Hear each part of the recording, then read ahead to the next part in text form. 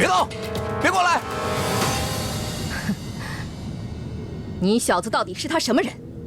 竟然为了他连命都不要！关你什么事啊？你再往前一步的话，我把绳索割断。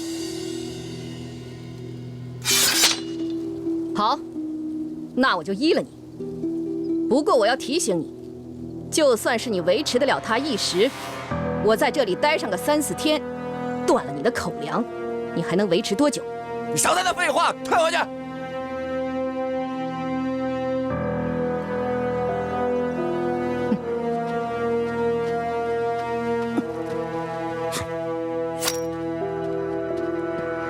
洪老前辈，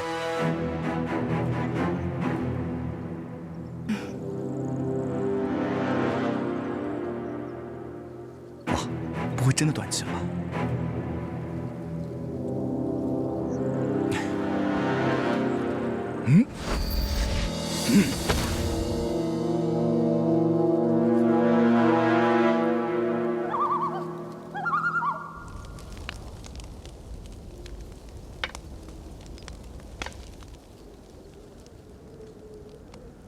啊，这鸡可真香啊！小子，要不要来一块儿？我真是不明白了，你说你为了一个尸体这么折磨你自己，为什么呀？你还不如把那个尸体交给我，然后你就下山好好的喝碗热汤，好好睡一觉，那样总比现在强吧？真气输进去，怎么好像一点用都没有？杨过，杨过，你怎么这么傻？洪老前辈可能根本已经死了，如果再拖上半天，恐怕不用这个女人出手，我也已经饿死了。不行啊！可是我答应过洪老前辈，我一定要坚守的。洪老前辈，你放心吧，我答应过你的事呢，我一定要做到。喂，怎么样？你到底想通了没有？我可告诉你，我的耐性可是有限的。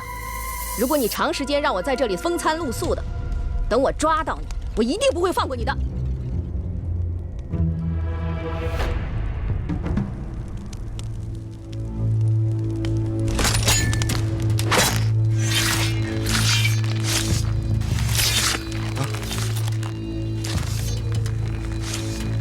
喂，你在那干什么呢？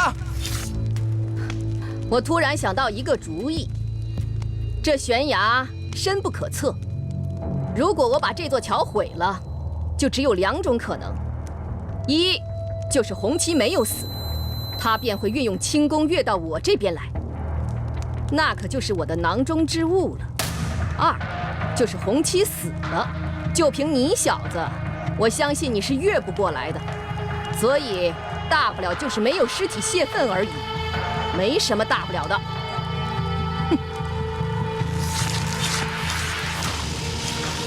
喂，你还拒啊？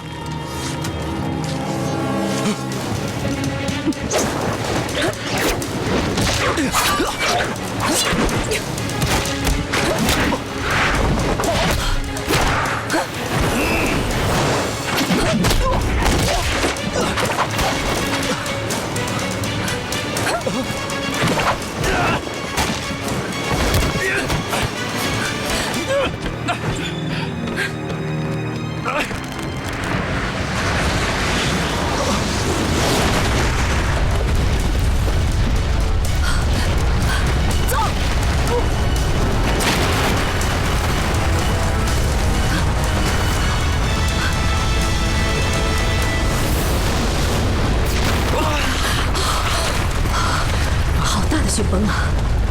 你不知道洪老前辈现在怎么样了？你自身都难保了，竟然还关心他，真不知道他到底给了你什么好处。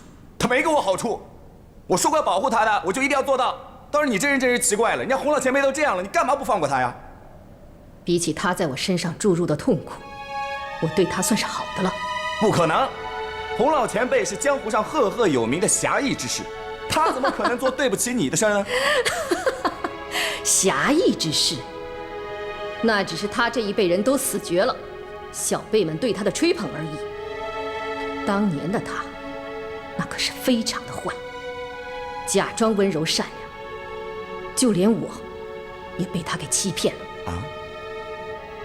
还记得30年前，丐帮与我师兄金轮国师处处作对的时候，师兄派我去暗杀红旗，没想到竟扯出了一段孽缘。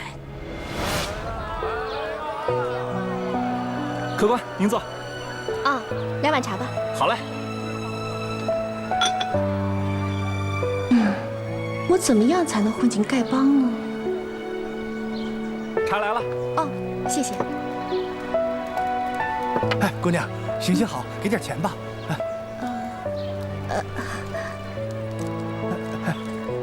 喏，给你。谢谢姑娘，谢谢姑娘。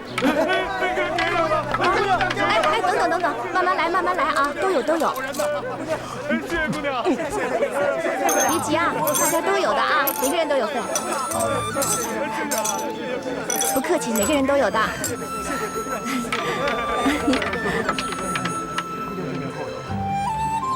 哦，没了。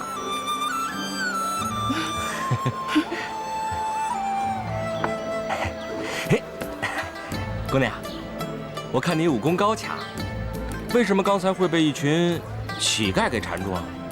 其实我小时候也没有钱过，所以我知道没有钱的滋味，就当帮人了。你真善良。哎，你为什么这么看着我？莫非你看上我啦？哎，既然你觉得我是个善良的人，那你就帮这个善人一个忙，怎么样？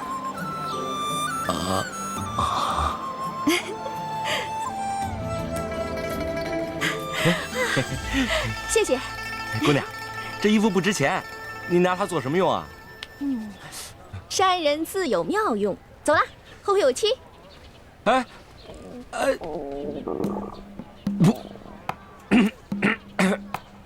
你饿了？刚才山楂吃多了。可是我还有很重要的事情呢。好饿呀！好饿。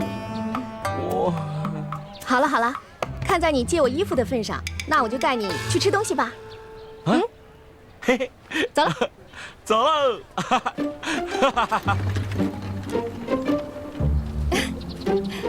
快点啊！来啦！看一下，为了犒劳你，给你准备了那么多好吃的，快吃吧。哇，你不用花钱就能做这么多好吃的？当然啦，这个，慢点儿。烤得好香啊！皇宫的御膳房也不过如此啊！你别夸了，这御膳房你一个乞丐又没有去过，你瞎说什么呢？对，没去过。哎，这是叫花鸡，你尝尝。嘿，我最爱吃的就是叫花鸡了。哎，就是他们偷咱们的鸡，乡亲们，别让他们跑！你偷的，抓住他们！好啊！快走！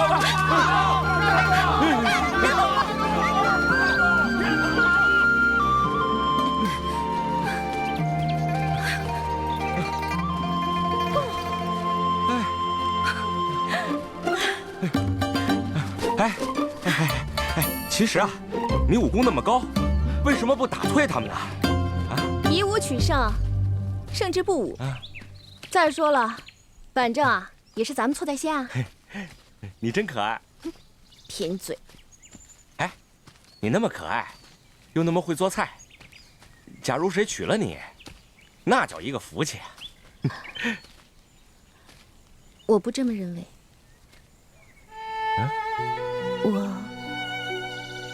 我并不是一个好人。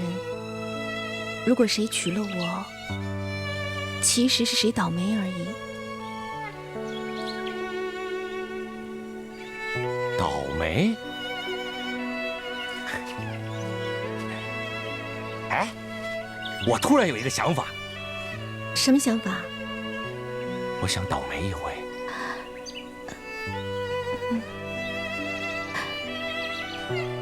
你。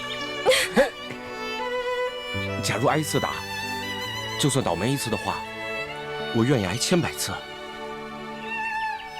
怨崖一辈子。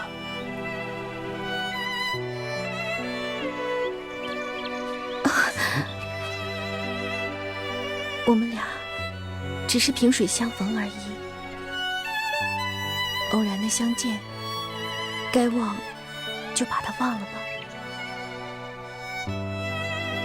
告辞。哎。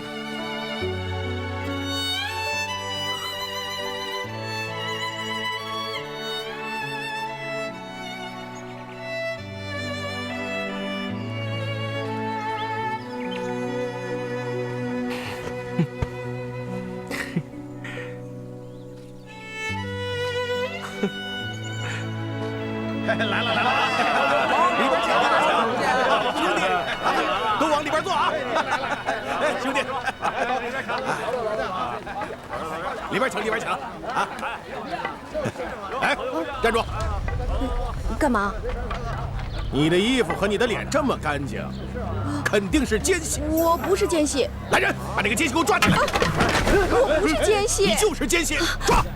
我真的不是，真的。不。啊！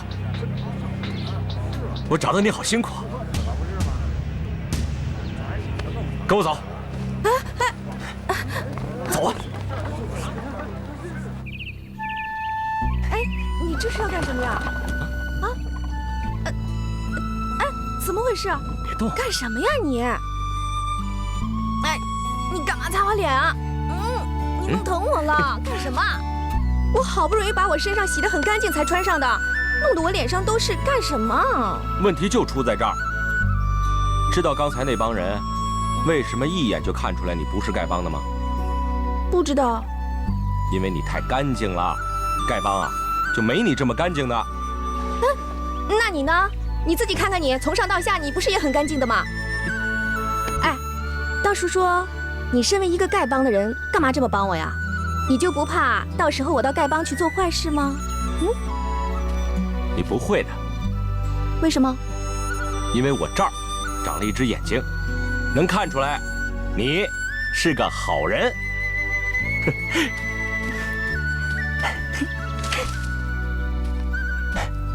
给。啊！拿着它，你就更像丐帮的了。听我的，没错。谢谢啊。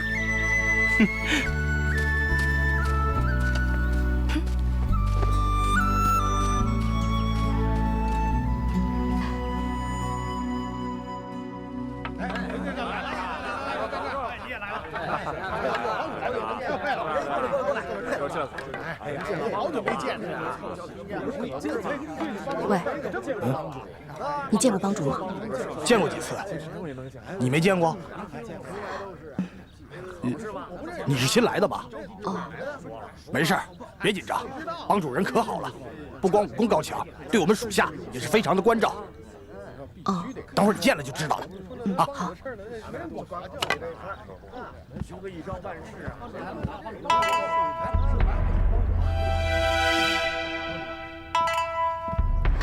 是他，糟糕，怎么办啊？我还要不要杀他？起来吧！诸位汇报的情况，我已经知道了，我会尽快去办。另外，你们说的任务分配有什么变化吗？回帮主的话，近日帮中有许多不是我丐帮的乞丐混入，所以属下特令各分舵舵主亲自点算下属，以排成队形，方便帮主检阅。丐帮的兄弟们，各自归队。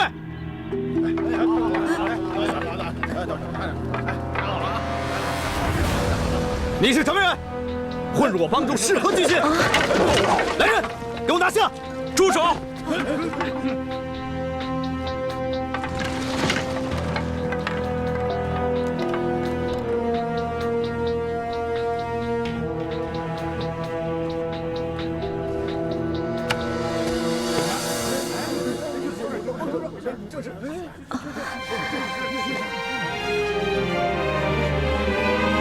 以后，凡我丐帮弟子，都不许伤害这位姑娘。可是帮主，您刚刚行的可是我们丐帮的最高礼仪呀！您怎么会对一个陌生人行如此大礼呢？我主意已定，无需在意。大家都散了吧。都散了吧，散了吧，都散了。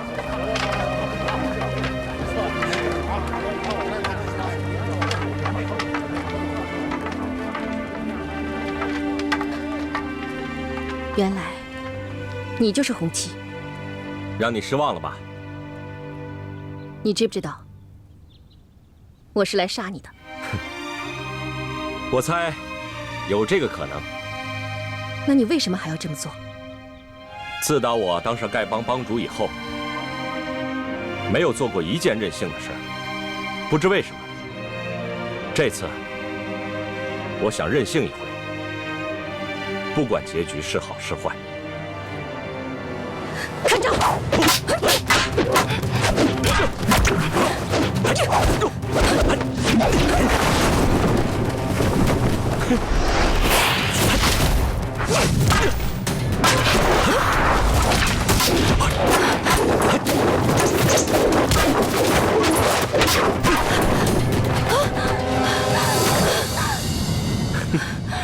我打不过你，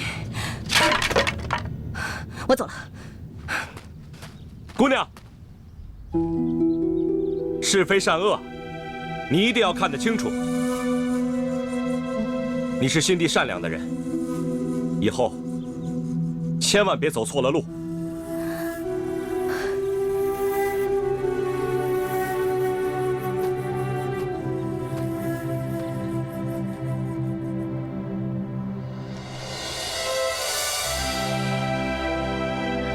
姑娘，哪天你要想回来，我随时等着你。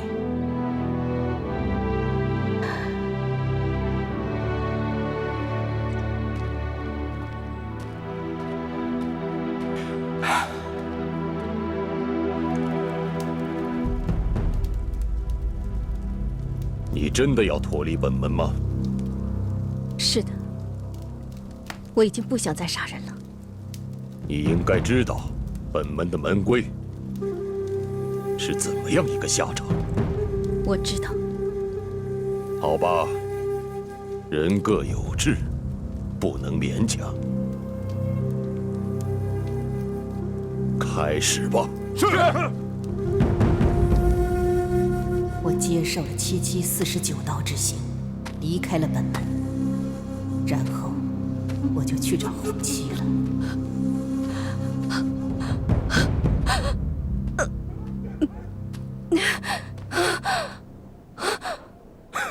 好多年没有这么大的喜事了，不是吧？这位姑娘，你来这里干什么？我想找你们帮主红七。那你可要等上几天了。为什么？我们帮主要娶前任帮主的女儿了，这几天忙得晕头转向的，恐怕没空见你了。你说什么？他要娶妻？哎，姑娘，你怎么了？没事，没事。好吧，好。姑娘，过几天再来吧，啊。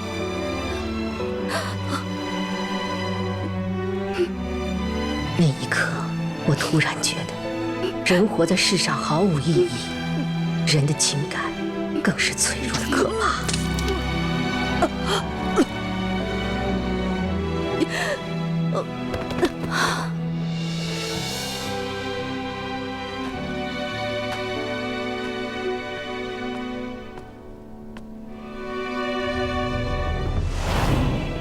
哎，那后来是谁救的你啊？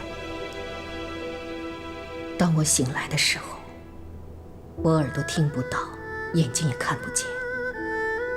我只知道，有一个人一直在身边照顾、伺候。直到2个月以后，我一切都恢复了，我才知道那个人，就是一直爱慕我的师兄龙九。那会儿我才明白，隔岸的桃花比眼前美，那只是因为隔岸。真正应该珍惜的，就应该是眼前，这才是人生的真谛。那不是皆大欢喜了吗？那你干嘛还要恨洪老前辈啊？我当然恨他，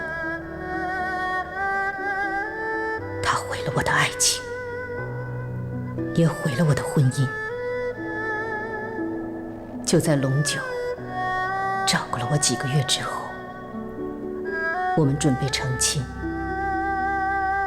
可是就在成亲的当晚，我的师兄金轮国师回来了。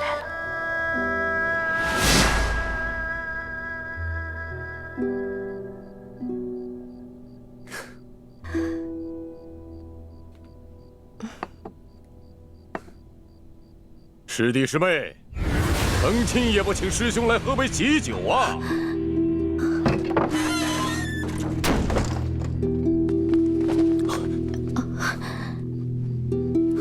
见过师兄。好你个龙九，我看在你的面子上，饶了一农，可没有想到，你竟然带他逃出来，在此私定终生。师兄，其实我和龙九也只是为了过一些正常人的生活，请你饶了我们行吗？少年弟子江湖老，你们已厌倦了厮杀的生涯，可你们有没有想过，我突然少了2名猛将，这损失该如何弥补？那师兄想怎么样？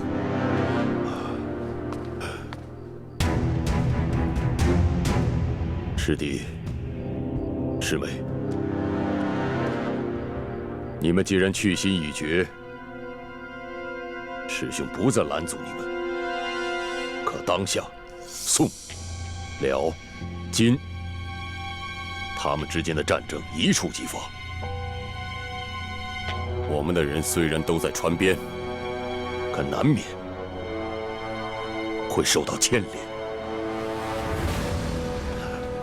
难道你们真的可以视而不见吗？师兄的意思是？我想请你们去大宋打探消息，以此作为与各方势力谈判的筹码。如果你们能够成功，师兄绝对不会拦阻你们。好。与其一辈子躲躲藏藏，被师兄追上，还不如尽快了结此事，你我也好长相厮守。还是龙九懂事，跟我来吧。龙九，放心吧，不会有事的。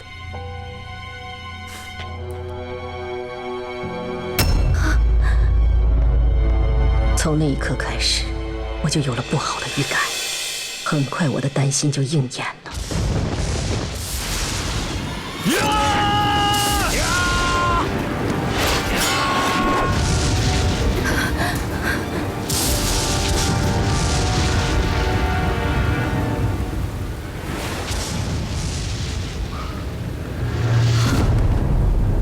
龙九，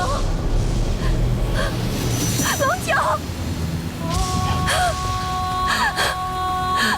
龙九，龙九，龙九，对不起，再陪着你。龙九，龙九，龙九，你醒醒啊！他们偷听我大宋情报，我不得已才。就听了你们的人说话，是不是连我也要杀？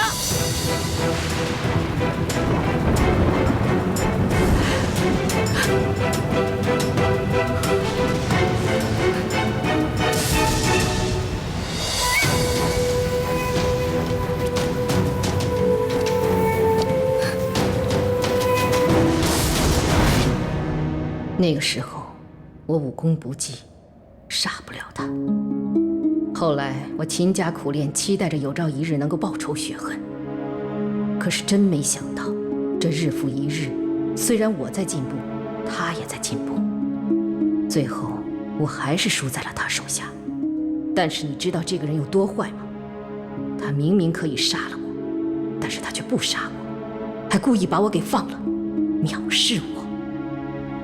我苦苦等了20几年，功夫终于大有长进，结果这个人竟然卸掉了丐帮帮主的职位，消失了。请问，如若我再不做点恶事，怎么引出这个自以为自己是英雄侠义的人出马？我去哪儿找他？我是很同情你的遭遇，但是洪老前辈他是侠义中人，他遇到危害大宋之人，难道听之任之吗？那才是万万的不该呢。反倒是你这样老是去连累别人，我觉得实在有点过分了。我才不管什么狗屁道理呢！我只知道这洪七公负我在先，杀我夫在后，我一定要将他碎尸万段，以解我心头之恨。外面的雪崩好像停了，我现在就要去找他的尸体，把他砍成100段。哎，有我在这里，你不许毁坏洪老前辈的身体。你用了2个很奇怪的字眼，一个是不许，一个是毁坏。请问，你用什么方法不许？怎么阻止我毁坏？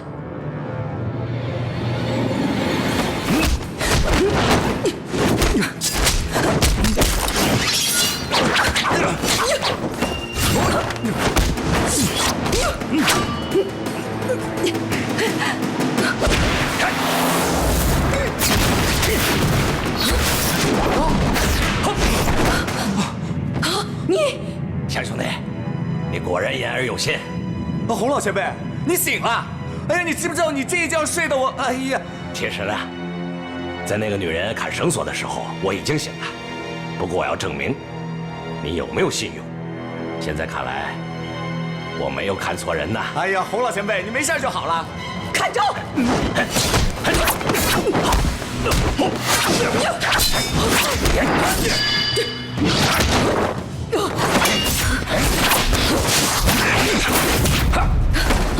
停！我不和你打了。既然此生我打不过你，那我就多杀些人，多抢些货，算是给你多添点冤孽吧。哪里头？洪老前辈，真是崇拜你。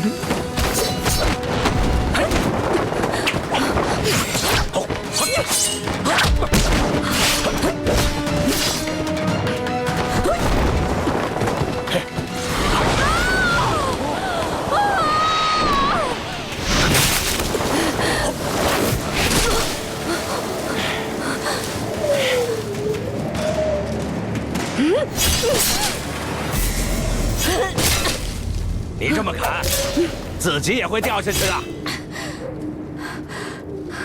能跟你同归于尽，我甚是开心。你就这么恨我？当然了，恨之入骨。罢了罢了，那我们就一起死，免得你再为祸人间。好，这可是你说的。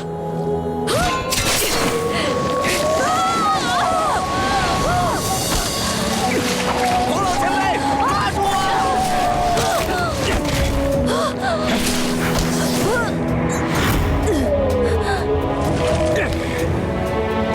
你竟然还想施恩于我，洪七，你也太小看我了。此生不能报仇，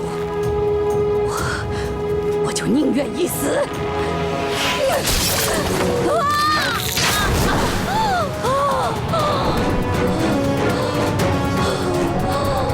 别躲！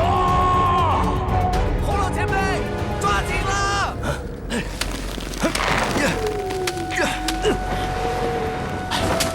洪老前辈，你没事吧？是我对不起他。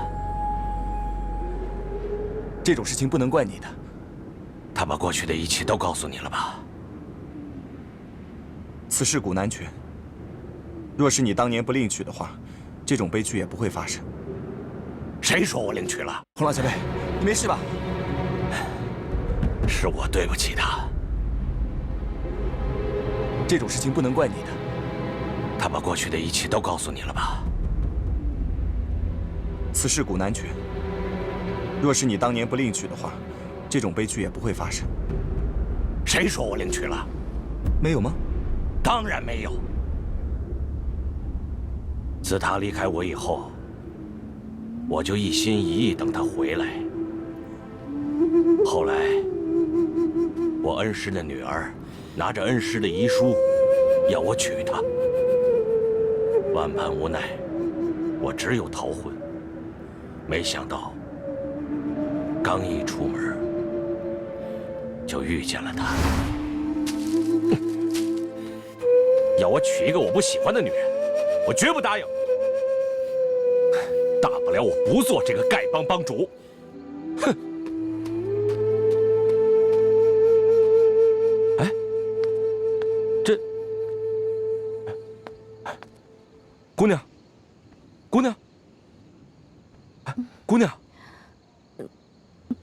姑娘，你这是怎么了？流了这么多血，啊？怎么是你啊？啊？谁呀？谁呀？我是红七啊！你这是怎么了？啊？为什么我什么都看不见？为什么我什么都听不见了？你是谁呀？姑娘，你是谁呀？你怎么能什么都看不见，什么都听不见了呢？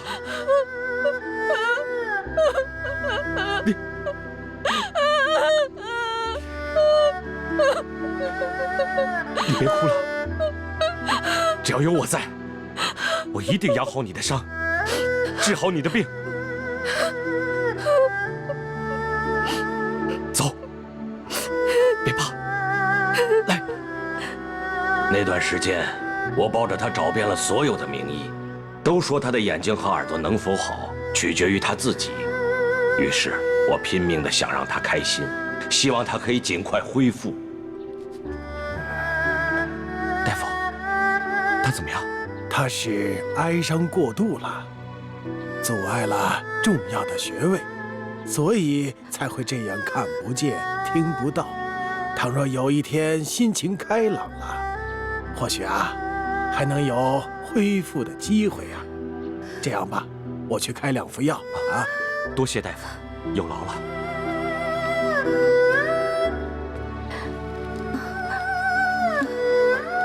好难受，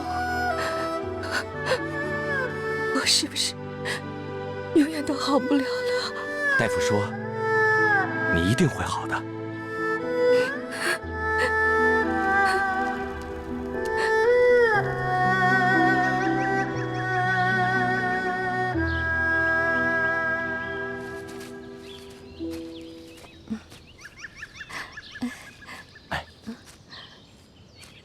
虽然我不知道你是谁，不过你对我那么细心的照顾，我心里真的非常非常感激。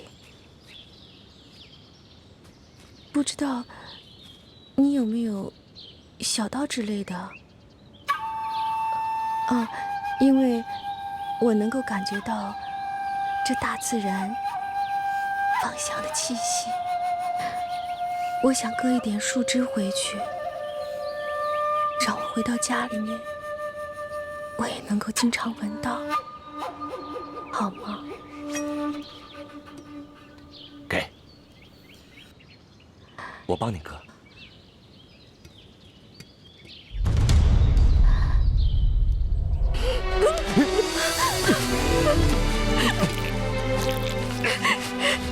你干嘛？你为什么要阻止我？你放手！你让我死！我想忘掉那些痛苦的过去，我不想再面对耳聋，再面对眼瞎。你知不知道，如果你让我去死，其实是帮了我。你放手！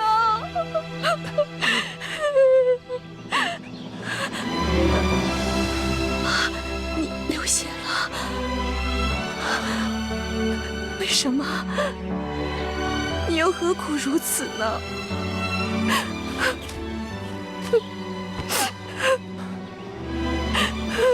我真的是生不如死。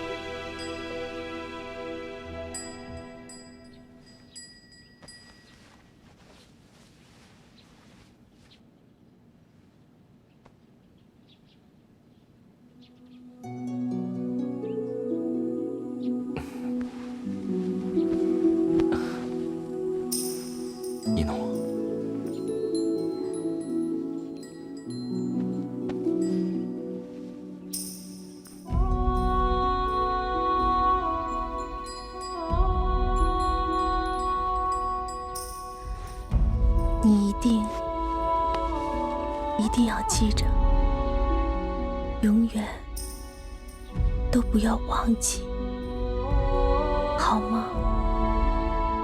好。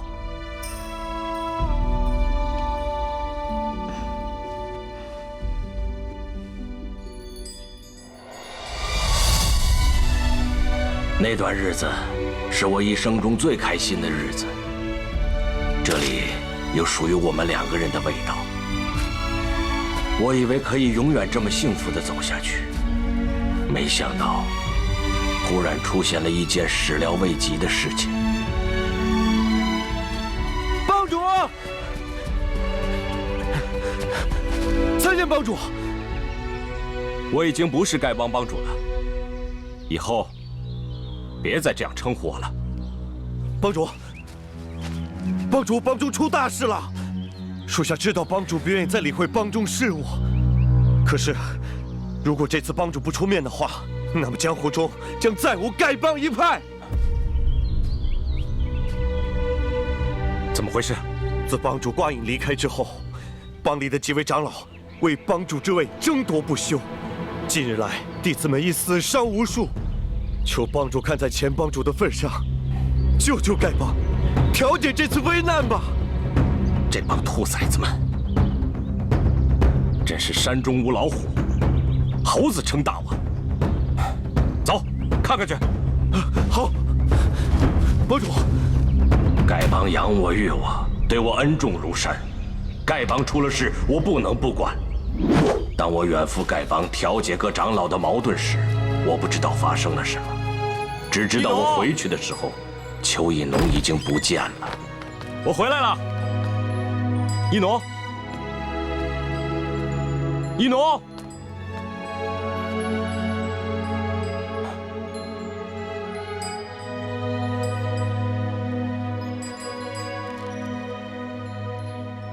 他眼睛不好，耳朵也不好，会去哪儿呢？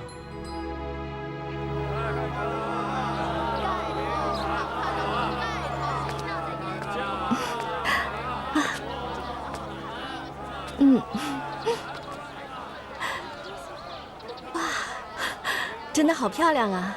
义农，我要了。好嘞，他的眼睛和耳朵好了。要不再看看别的？哎，这珠子也好看。来，咱们成亲的时候戴这个怎么样？好啊，我都听你的。走，慢走啊，走吧下次再来。鲜花过了。义农，东九，我们走。义农，你怎么会在这儿？他是谁？你想干嘛？洪帮主，我们俩已经脱离了门派，只想过一些正常人的生活，还请您放过我们吧。告诉我这是为什么？我已经决定了。东九，我们走。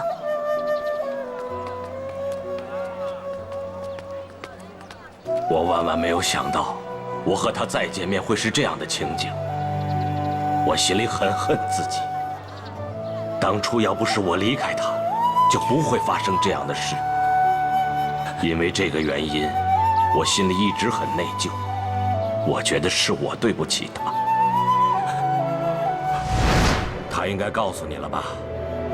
她的丈夫偷听我大宋情报，为了大宋安危，不得不把她杀掉。错了，全错了！什么错了？邱义农当初为了要跟你在一起，不惜背叛师门。他不知道你逃婚的事情，也不知道是你照顾了他那么久。还有啊，等你离开了以后呢，他的眼睛逐渐就复明了。等他眼睛能看见东西的时候，他第一个看见的人就是龙九，所以他以为一直照顾他那么长时间的人也是龙九啊。此话当真？是他亲口告诉我的。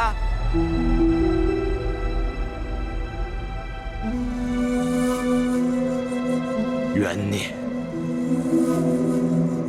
这简直就是冤孽呀！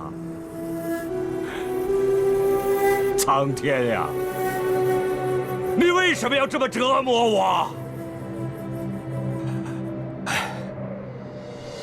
不行，我不能任由他的尸体在这风吹日晒。我要去找他。唉，人世间的情感怎么总是充满了误会和错过呢？祖师婆婆和王重阳如此，洪老前辈和邱义农也是如此。上一回姑姑不告而别，会不会也是有隐情呢？不行，我一定要找到他，好好的问问他，绝不能让这样的事情在我和姑姑之间重演。洪老前辈，等等我啊！等等我啊，老前辈！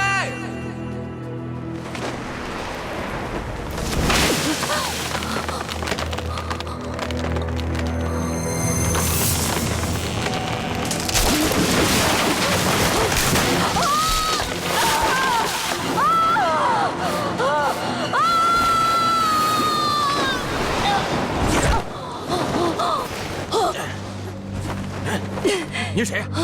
啊？怎么从上面掉下来？不过还好你遇到我，我武功天下第一，才能把你接住，否则的话，你命早就没了。你是谁？我是谁？我是……你来告诉我是谁？哼，原来是个疯子。哼，干什么？哼，脾气还不小，敢说我是疯子？我告诉你。我是天下第一，我武功天下第一。一朵，一朵，你在哪？恐怕你未必能算得上是天下第一吧？真正的天下第一，应该是那边那位。还有人敢跟我争天下第一？我倒要看看他是谁。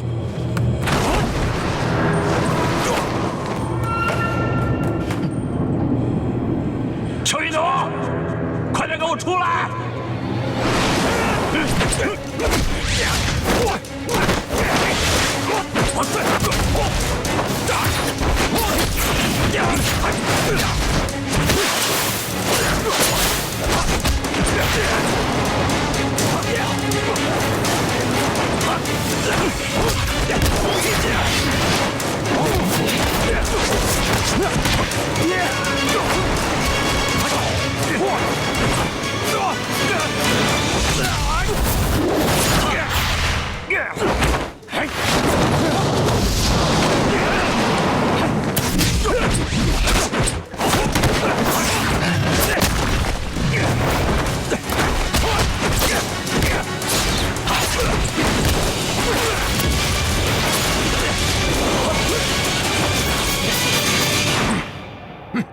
爹，你怎么在这儿啊？原来这小子是他儿子，哼，难怪功夫了得。不过这小子守信重义，人品就远胜老毒物喽。看你功夫不错，你到底什么人？哎呀，原来这个老毒物还是疯疯癫癫的，至今没好。我是欧阳锋啊！哦，原来你就是欧阳锋啊！你还问我是谁？你是谁啊？哼！我告诉你我的名字，吓死你！我叫这儿子，告诉他我叫什么？哎呀，爹呀，你不就是你就是个臭蛤蟆！臭蛤蟆，你都忘了自己是谁了吧？哦，原来我姓臭，我叫臭蛤蟆。对，你就叫臭蛤蟆，哇哇，臭蛤蟆啊哇哇哇！喂，老不死的，你笑什么？嘿，我愿意笑，怎么了？我爱笑关你什么事儿啊？岂有此理！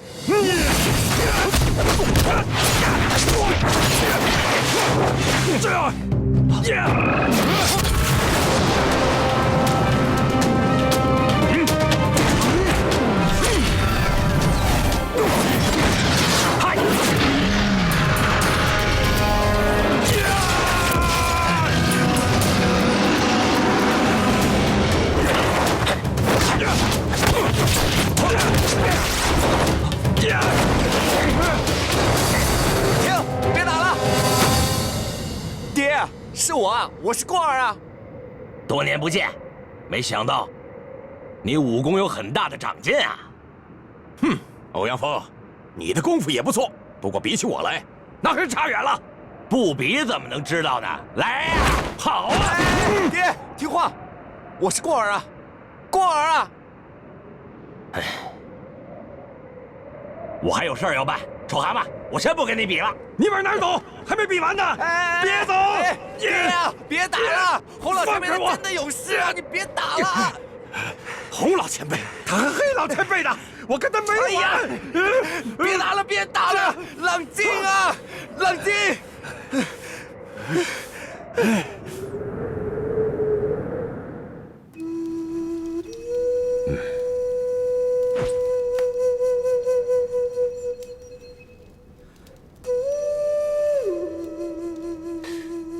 怎么会找不到尸体呢？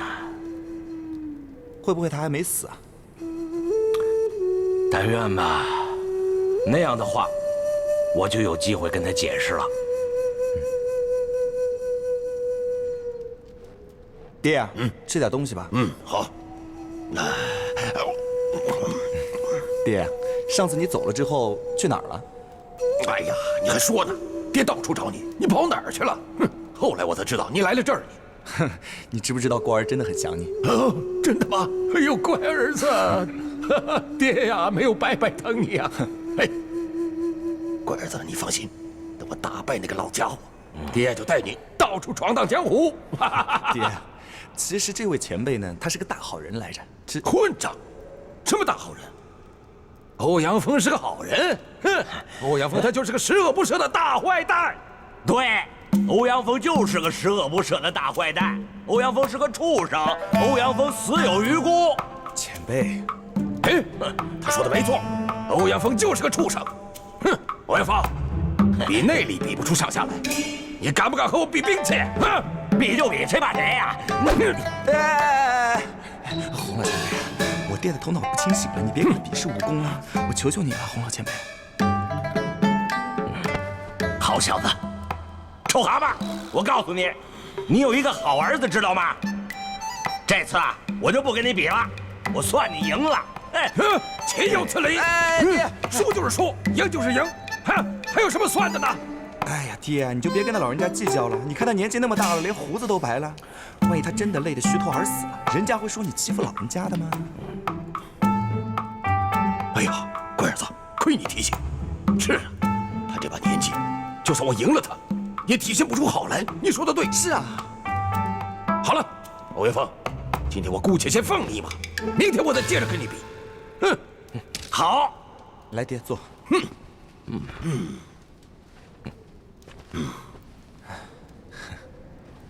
这个儿子真不错呀。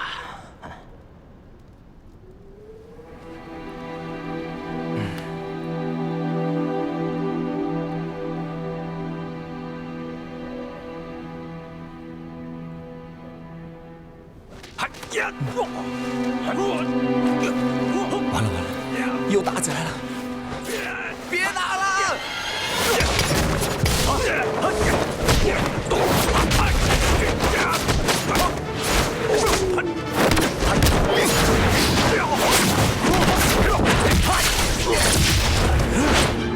爹，洪老前辈，你们别打了！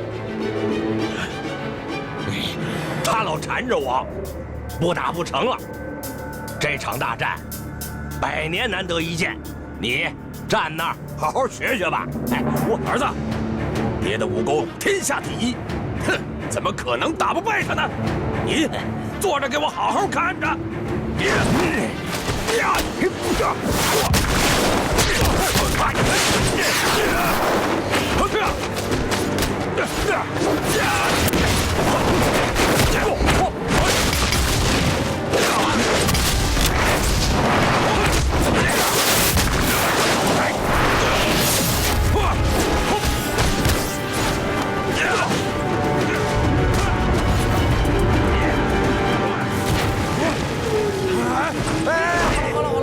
洪老前辈，爹啊，你们打了1天1夜了，肚子也该饿了是不是？我给你们去弄点吃的吧。是啊，弄点吃的过来吧，我饿了。哎，我不吃，我就睡觉了。哼。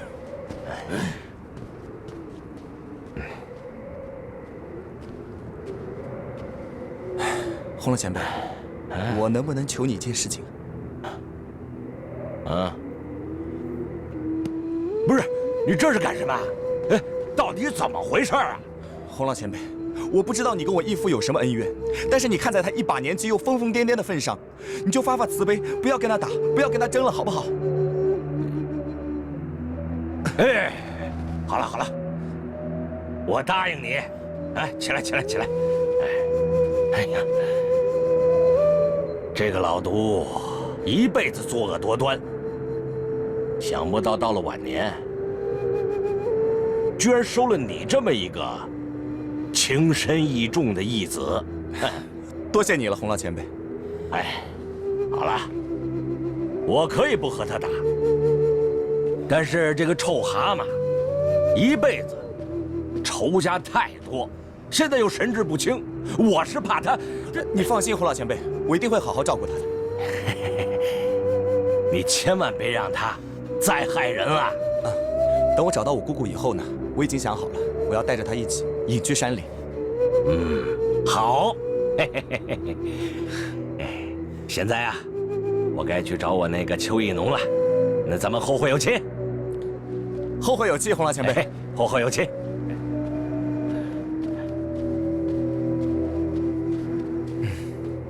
侯元丰，不要走！爹！哎呀，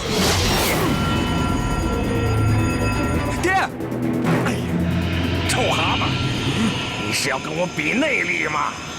老东西，我今天赢不了你，誓不罢休！爹，洪老前辈，你们别再打了，再打下去会两败俱伤的。不用你管。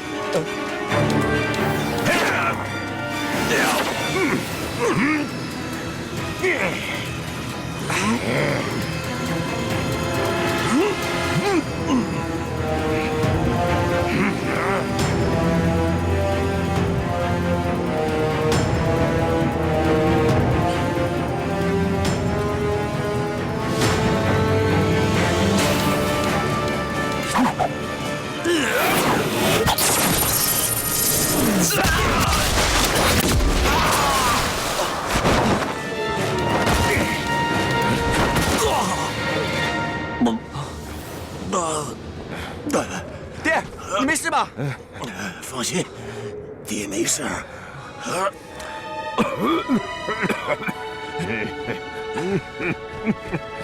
洪老前辈，洪老前辈，你没事吧？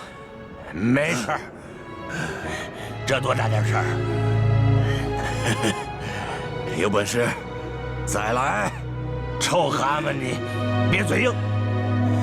小兄弟，去给我拿块冰去，我喝口水。爹，你慢慢喝啊。爹，你怎么样了？我洪七公一世英名，想不到就这么无声无息的死在这儿。小兄弟，快给我拿点吃的东西来，我不想当饿死鬼。好啊，洪老前辈。快点！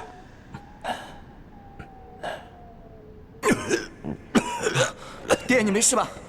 你觉得怎么样？你放心，爹没事。爹还要答应这个欧阳锋呢。你真是大言不惭啊！你我都剩下半条老命，你凭什么赢我啊？是啊，比这内力的话，你和我不分上下。可是你别忘了，还有巫术招式呢。倘若比巫术招式，你肯定赢不了我。哼，未必，未必。倘若我使出我们丐帮的镇帮之宝打狗棒法来，就算棍上没有半点内力，你也拆解不了。老家伙，啊，你有你的打狗棒法，你以为我就什么都没有吗？我还有我的蛇杖杖法呢。倘若咱俩比起来，哼，还不定谁输谁赢呢。你敢不敢跟我比？有什么不敢的？哎，洪老前辈，爹，你们都伤成这样了，就好好休息吧，别在这逞口舌之争了。小兄弟，你不要担心，我们不决生死，只拆招法，无论谁输谁赢都不打紧。对，儿子，我们不决生死，只拆招数，没事儿。小兄弟，你过来。我把我们丐帮的镇帮之宝打狗棒法传给你。这个打狗棒法只传给丐帮帮主，是不传给外人的。不过你的义父非要跟我比，我把招数传授给你，你打2下给他看看，让他知道我们丐帮打狗棒法的厉害。洪老前辈，既然打狗棒法是不传外人的，那晚辈还是不学好了。而且我爹现在神志不清的，你老人家就不要跟他一般见识了吧。我只教你招数，不教你心法，等于没有传授给你。你只要把招式打2下给他看看，他看了之后，心中自然有数。洪老前辈，您的打狗棒法威震武林，我是知道的，我爹他未必抵挡得住啊。但是如果我学了的话呢，就等于是帮您打赢了我爹啊，这万万使不得。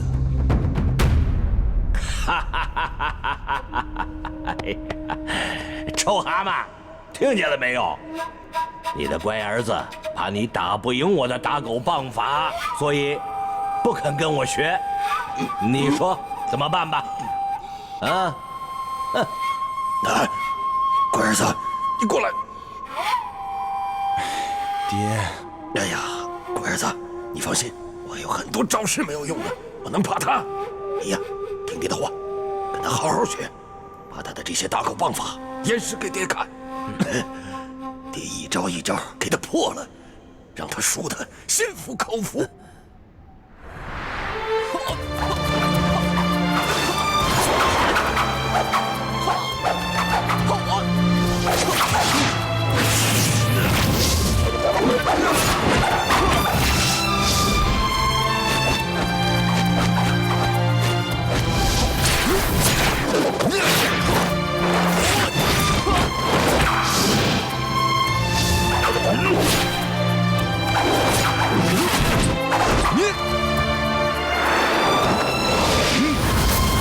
好，老家伙，怎么样？我这招破了你那招了吧？36路打狗棒法，你破了我35路，每招都攻守兼备，果然厉害啊，臭蛤蟆！说起来，你也不错。好，还有什么招数，你就尽管使出来吧。如果你能破我这最后一路打狗棒法，我老乞丐才真的佩服你。好啊，一言为定，亮出来吧！来，第36路打狗棒法叫做天下无狗。此招一出，四面八方都是棒影，尽力所至，就算几十只狗一起扑上来，都会死于棒下。所谓天下无狗，便是此意。棒法之精妙，一真武学绝艺。怎么样，老蛤蟆？想不想得出来这破解的招数啊？哎呀，这哎呀！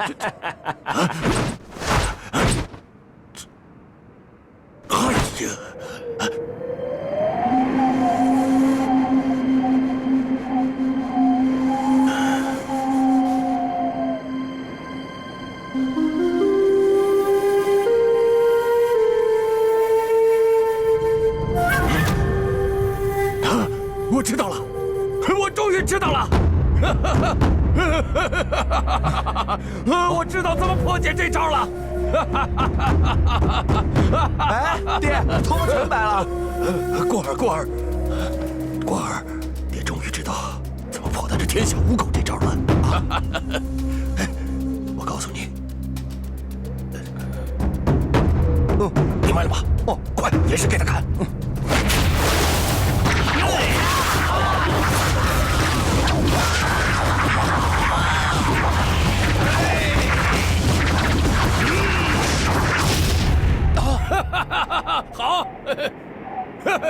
怎么样，好家伙，服了吧？啊！想不到你这种招数都能破解出来。我老乞丐，真是佩服啊！那是当然。哎呀！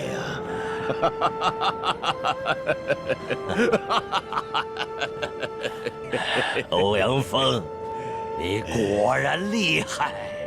哎呀，那是当然了。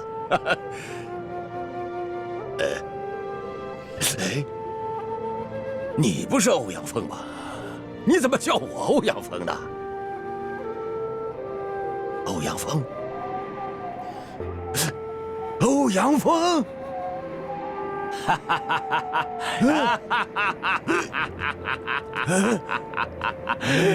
你是谁呀？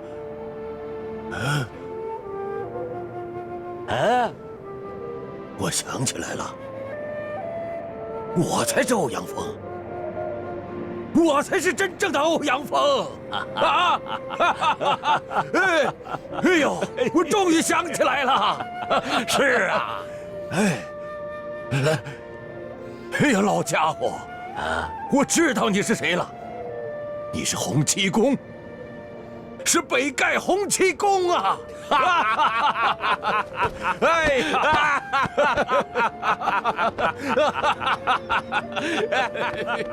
哎呦，我没想到能在这儿再见到你呀！我也是啊！哎呦，洪七，哼，真是没想到你也有今日啊！你终于油尽灯枯，再也没有复击之力了。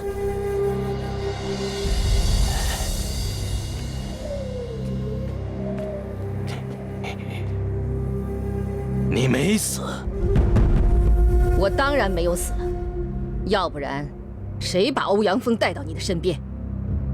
哼，我真的是感谢老天呐，终于可以让我手刃仇人了。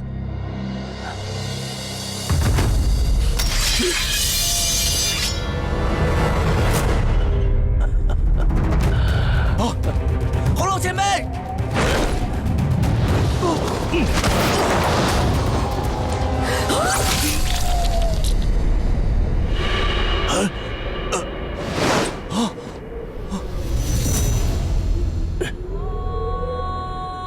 洪七公，我终于可以把仇给报了。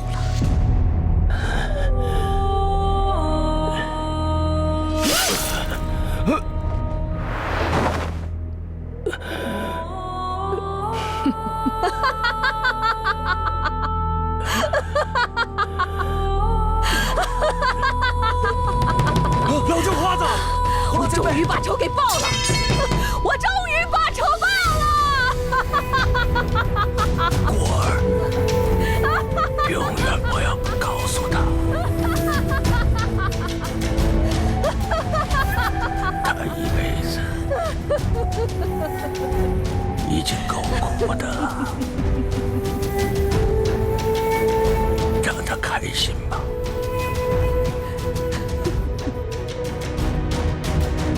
果儿。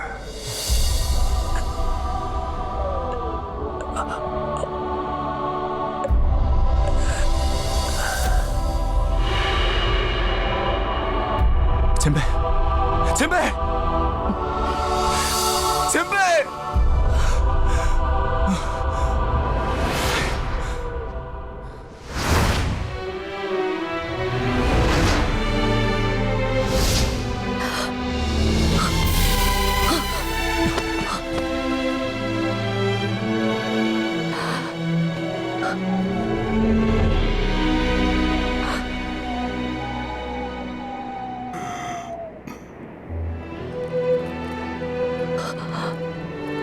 这根绳子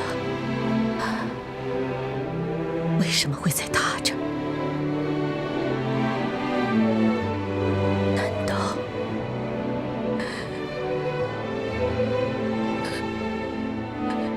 一直照顾我的是他？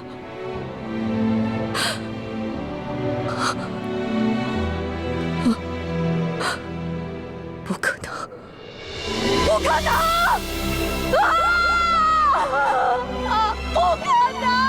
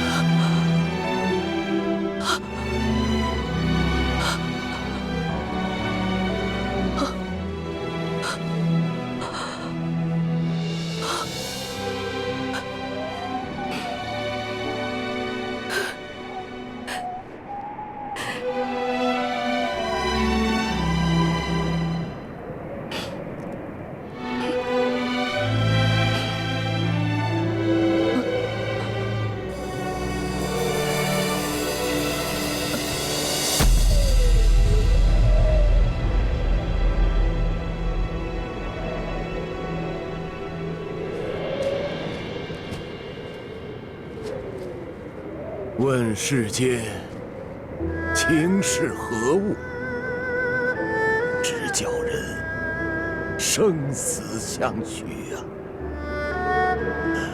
不过呢，这活着的时候能够彼此相爱，死了又能够拥抱在一起，也算是一件幸福的事儿了。老家伙，你就安息吧。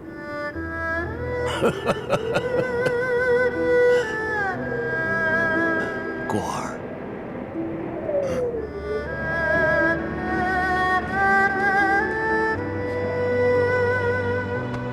乖儿子，你有没有遇上喜欢的人呢？我喜欢我姑姑。姑姑？哦。就是那个你称作师傅的人。爹，你是不是觉得不好？这有什么不好的？爹觉得很好啊。哎，儿子，这人能够遇上一个自己喜欢的人，不是一件容易的事儿。听爹的话，一定要牵住他的手。有些人和有些事儿遇到了就不能放过，如果放过了就再也回不来了，你明白吗？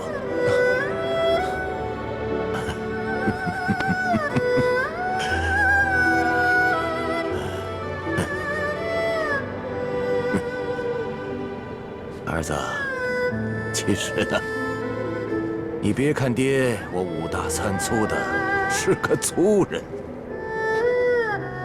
其实年轻的时候啊，爹呀也认识一个好女孩，她的名字叫阿雪。爹对她那就是一见倾心。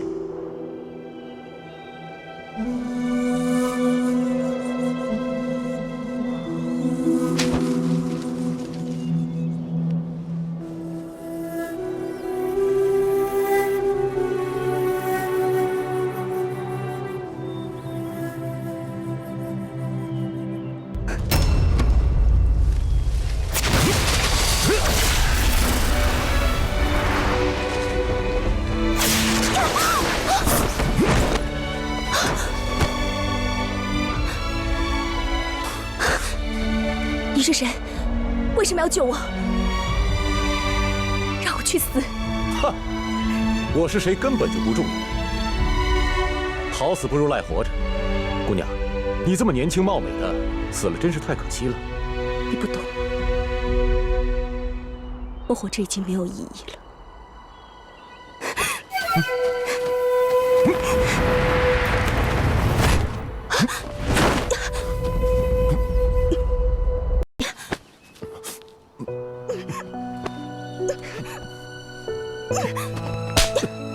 你干什么你？姑娘，你还真生气了。既然生气了，证明你还留恋人间。那为什么要寻死呢？我告诉你，死并不可怕，活着才最难。我相信你有勇气，好好的活下去。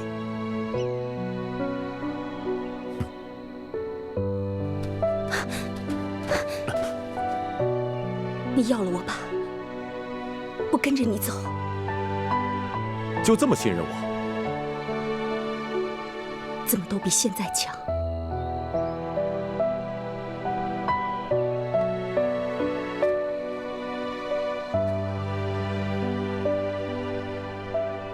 我知道你是什么人，我也知道应该按照规矩办事。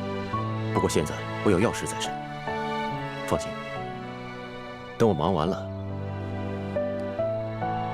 一定会亲自下聘。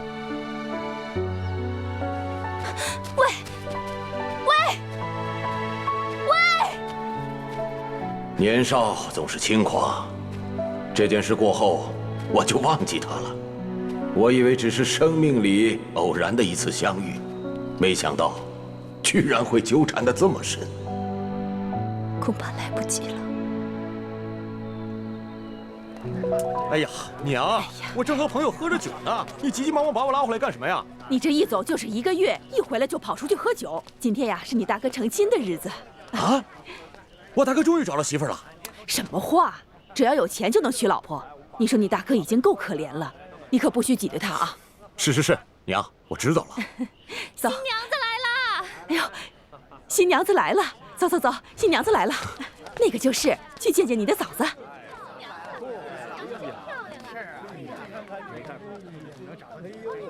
特漂亮。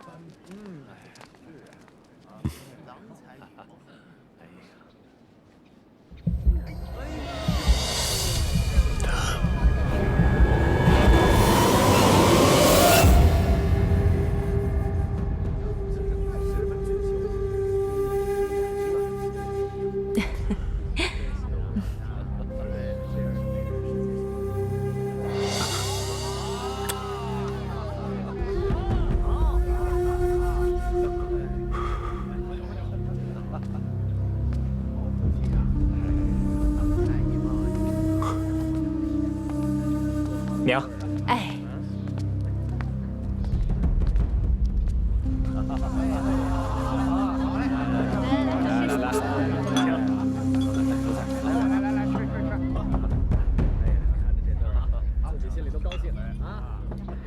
这是我生平第一次感到羞愧，我从来没想到我们俩要这么尴尬地相处在一起。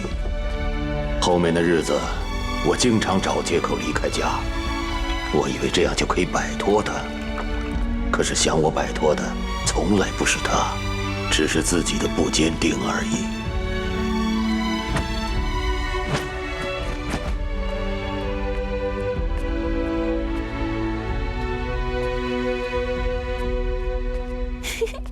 哎，你听说了吗？大少奶奶竟然跟人偷情呢，也难怪大少爷身体不好，每天病怏怏的，是不是？可不是嘛。这要换成是我的话，我也会这么做的。二少爷，大白天的不做事，在这里嚼什么舌根？还不赶紧回去！是二少爷。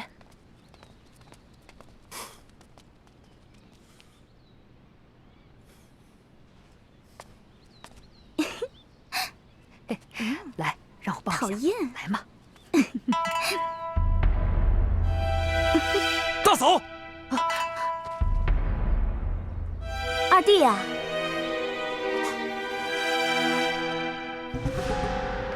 找我有事儿？大嫂，我大哥毕竟是白驼庄的一庄之主，虽然有些事情他不好意思过问，但并不代表他不在乎。还有我这个做兄弟的在呢，请大嫂做事不要太过分了。过分？我过分吗？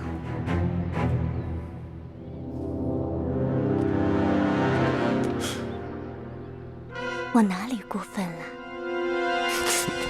大嫂，请你自重。倘若你做事再这么不要脸的话，就别怪我这个做兄弟的不客气。出来！饶命啊，二少爷，饶命啊！我是春香啊。春香，是大少奶奶，她让我够了，没你的事，下去。我。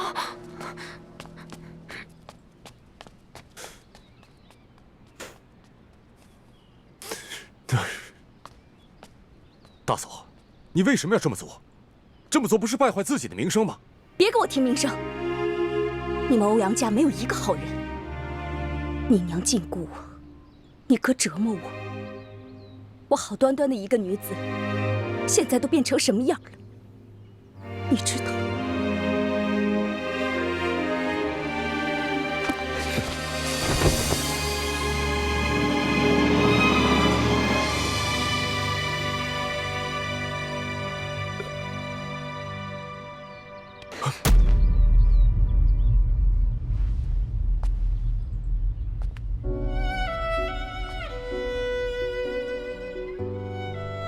你说过来找我，开始我等了一天又一天，但是你没有来，我的心碎了，再也拼不起来了。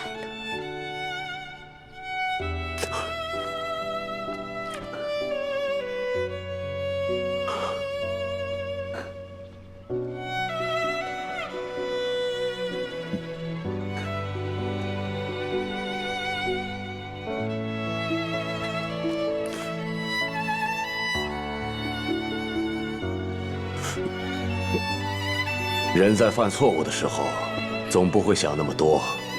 可是当大错铸成的时候，要收拾就难了。尽管对阿雪，我从来没后悔过，但我真的很对不起她。哦，宝宝乖。笑一个。你看这孩子长得多像你啊！是啊，长得太像我了。阿峰，以前我从来没有想过像你有什么名分，但是现在不一样了，我们有孩子了，你得好好想一想我们的将来。我一定会好好想想的。不过呢，也不能伤了我大哥的心。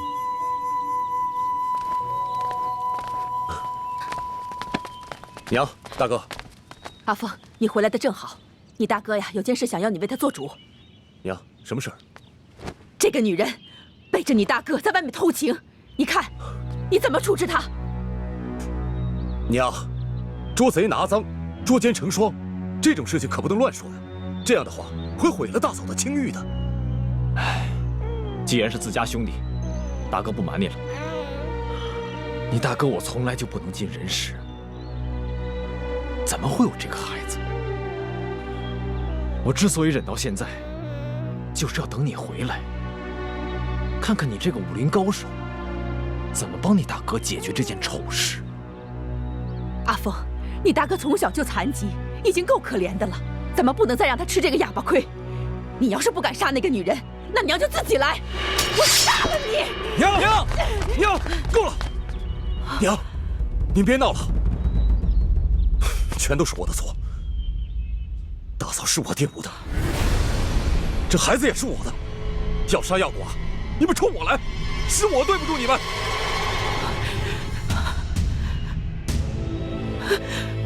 你说什么？你说什么？冤孽呀！我们家怎么会摊进这个妖孽呢？欧阳锋，你终于承认了。好，我今天就杀了你！不要！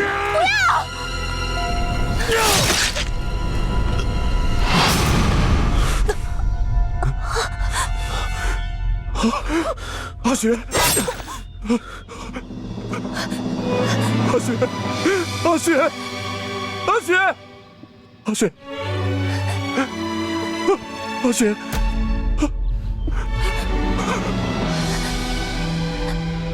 阿雪，闪开！阿雪，阿雪，阿雪，阿雪，照顾好自己，照顾好可儿，我们来世再见。阿雪。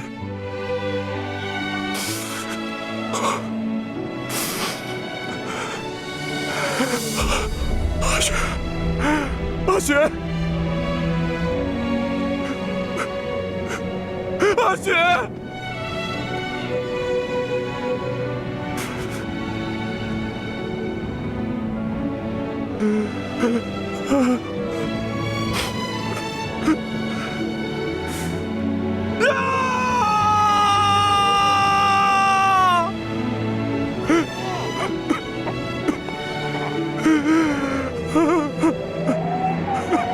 之后的很多年，我都没有回白驼山。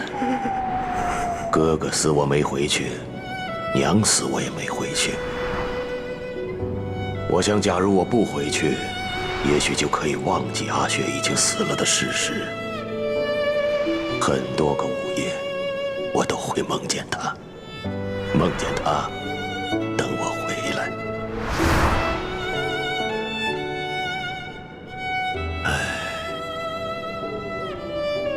因为得不到爱情，所以才转成了名誉、金钱、地位。可是这些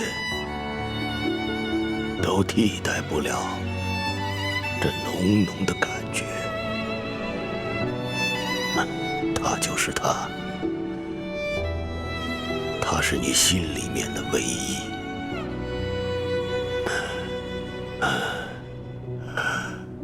所以果儿，倘若有一天你能够找到你的姑姑，你绝不能放手。无论这前面到底有多少障碍，还有多少坎坷，你都要扛起来。另外，人这一辈子，若生命到尽头的时候，这手里面还有另外一双手握着，这才是最完美的。我知道了。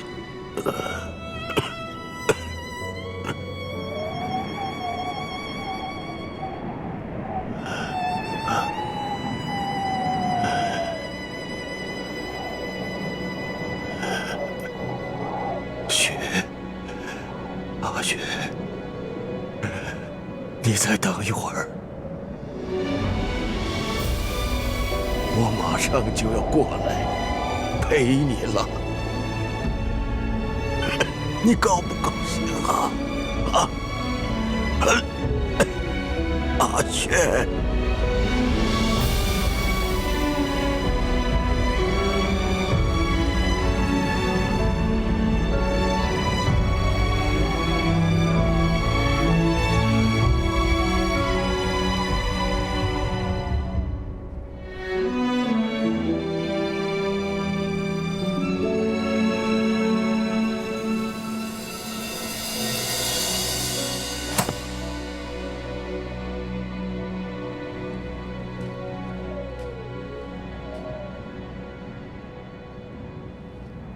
洪老前辈，我爹虽然破了你的36路打狗棒法，但是生死相搏时，又怎能每一招都花时间去琢磨研究呢？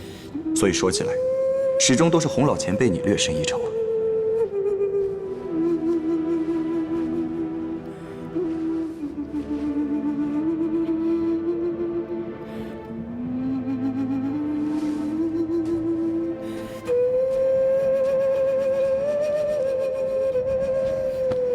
爹，你教我的我都明白了。